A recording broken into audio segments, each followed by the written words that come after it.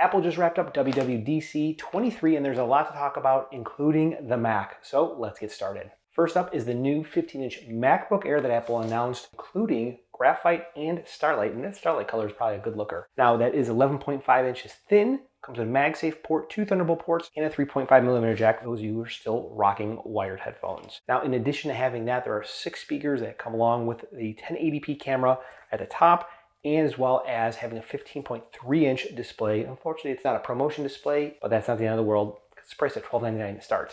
I actually think this is a pretty good laptop, and I would consider getting it for a lot of people. 18-hour battery life, and it is 12 times faster, according to Apple, than the Intel Macs that are out there, but we know that. That's just par for the course. It has an 8-core CPU, 10-core GPU, and up to 2 terabytes of storage with 24 gigs of RAM, available to order today, Monday, June 5th. Next up is my personal disappointment is the Mac Studio now getting the M2 Max and the M2 Ultra starting at $1999 and $3999 respectively. Available up to 196 gigs of RAM, HDMI 2.1 with the ability to push 6 Pro Display XDRs with up to 6K. And it is a beast of a machine. Unfortunately, Apple is only giving $1,500 to those of you like myself who have one from last year. A bit of a disappointment, to say the least. Then we go on to the Mac Pro that has 3 times faster than the Intel, 192 gigs of integrated storage, built-in afterburner cards, 8 Thunderbolt 4 ports, and 6 expansion slots, starting at $69.98, marking the Apple transition complete. It is a doozy. Moving on to iOS 17 with Craig Federighi, we have several changes coming to the phone app, messaging, and FaceTime. Starting with the phone app, you have the ability to create personalized contact posters for each of the individuals in your contact card. It's really an elaboration of the lock screen wallpapers that are on the iPhone. But you are able to go ahead and personalize contact cards, which will be integrated into CallKit, which will mean it'll extend to all of the third-party apps that use CallKit, including WhatsApp, Facebook, and so on. They also have the ability to have live voicemail transcription as someone leaves you a voicemail shown on your lock screen for that feature, which is actually going to be really cool. Not really clear whether you can answer the voicemail or interrupt the voicemail while they're leaving it. If you can, that would be bonus, just like how Google does with the Pixel 7 or the Google Pixel phones. Speaking of voicemail, you can now leave messages when you call someone on FaceTime, and it would be a video message that you would leave for them, and you would actually get that delivered into your inbox. Now, it's not quite clear how the interaction works, but we'll make sure to test that when we get iOS 17 installed on our devices. Speaking of messages, you have the ability to search messages with more detailed search through the ability of adding tokens to messages and adding multiple search filters. You have the ability to catch up to most recent message that was read on your device, inline location sharing, as well as the ability to share your location when you are on your way home, which Apple is calling check-in. This is a new feature with their ability to send features just to really let you know that you're okay on your way home. I think it's a pretty cool feature as well. The redesigned message apps, location, and everything has been stickerified with iOS 17 with emojis and emojis as well. AirDrop gets an upgrade by the ability to share your contact card with other people just by bringing your phone close to an iPhone or an Apple Watch running iOS 17 or WatchOS 10 respectively. The next new app coming to the iPhone is going to be journaling, which allows you to intelligently curate suggestions on your iPhone to really keep track of how you are doing mentally. Apple feels that this is a worthy cause. Next feature, which is actually very cool, standby nightstand mode on your iPhone, where you rotate your phone sideways, where your phone will then display intelligent information when it is connected to a MagSafe charging adapter. You get the ability to add widgets to the screen, and it would be really cool for this to work as Apple brings, I think, going to be home controllers to the iPad in the fall. Next up, we have Siri being shortened to just say Siri instead of Hey Siri. We have the ability to do back-to-back commands as my Siri and my iPad and my iPhone go off, and Find My Item sharing, which is another great addition coming to iOS 17.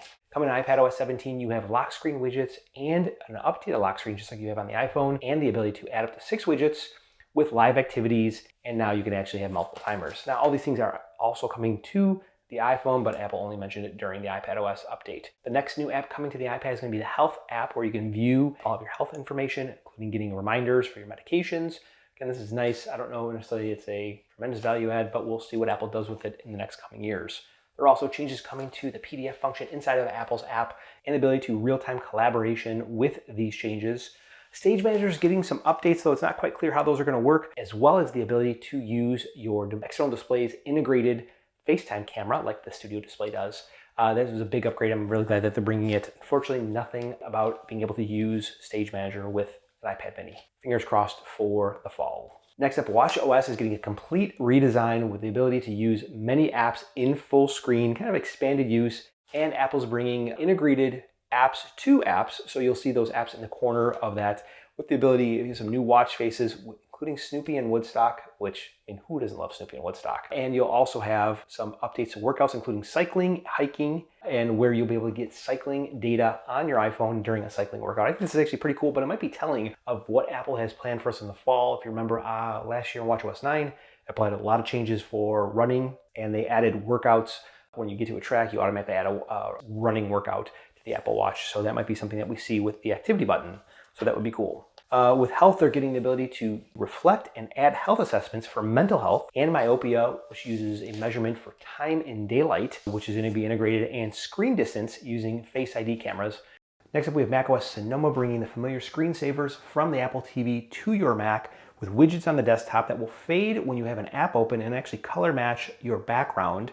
We have a widget gallery and the ability to use the widgets from your iPhone on your Mac without actually even installing them. That looks super cool. Very excited for that. Game mode, which they announced here, is where the ability to decrease the input latency by doubling the sampling rate, which will apply to gaming controllers and Bluetooth. This is very cool, and it's obviously going to apply to the Apple Reality Pro headset, which we'll talk about in just a moment here. You have integrated video conferencing, where there's an overlay, reactions, FaceTime, Zoom, and Teams, which is again another part of the Reality Pro headset, which we'll talk about in a moment. Several changes coming to Safari, including new fonts, private browsing, which is going to be locked behind either your password, your Face ID, or your Touch ID, and the ability to share passwords and passkeys, which is a real big win for those of us who are privacy focused, and profiles for each one of the devices. I cannot wait to touch that, and the ability to add web apps with notifications to the Mac. Next up, we're moving on to home and audio. We have AirPods, adaptive audio, combined transparency mode and active noise cancellation, and the ability to automatically pause or lower your volume on music when you're listening to it when you start with a conversation, and the ability to mute and unmute yourself when you are on a conference call. Another big one on that one.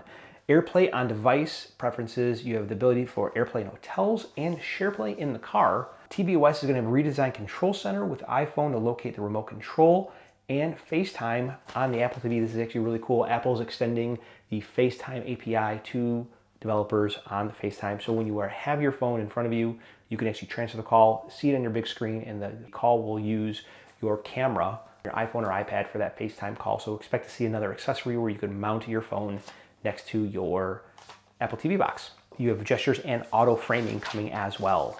And then finally, we have Tim Cook pulling the One More Thing card to discuss the Vision Pro headset, Apple's first foray into a mixed reality AR VR headset. Now, this is priced at $34.99, comes out early next year by Apple. And I think there's probably still a lot of unanswered questions really to find out whether this is going to be useful or not. Personally speaking, while I am a geek and I would love to see it, I don't know if I'm necessarily sold on it. They demonstrated, personal context or a home context, a work context, and there's interest in maybe using it from a productivity standpoint where I can use multiple displays and maybe scale one of those displays up or down depending on what the app is. They showed it with Final Cut, I think Excel and Word, but it is interesting to say the least. I would say that at $34.99, it's probably going to be priced out of the market for a majority of people out there because that's just a lot of money to spend. You know that, as I know that. But I say again, it is interesting. I want to know more about how this is going to be developed and really what there's going to be this kind of compelling use case to get people to spend that kind of money. It could be easily justifiable depending on what you are going to be using it for. So again, if you're buying, 2 studio displays to do video editing, maybe that's something where you would actually getting better value because you could repurpose this. They're doing construction in the building I'm at. Maybe you could repurpose some of this money depending on, again, those use cases. But I want to know what you think. Let me know down in the comments below. My name is Mike. Now, right now I am traveling. I am outside the US, so this is why this video is a little bit time delayed. Guys, thanks for watching. I appreciate you, and I'll talk to you in the next one.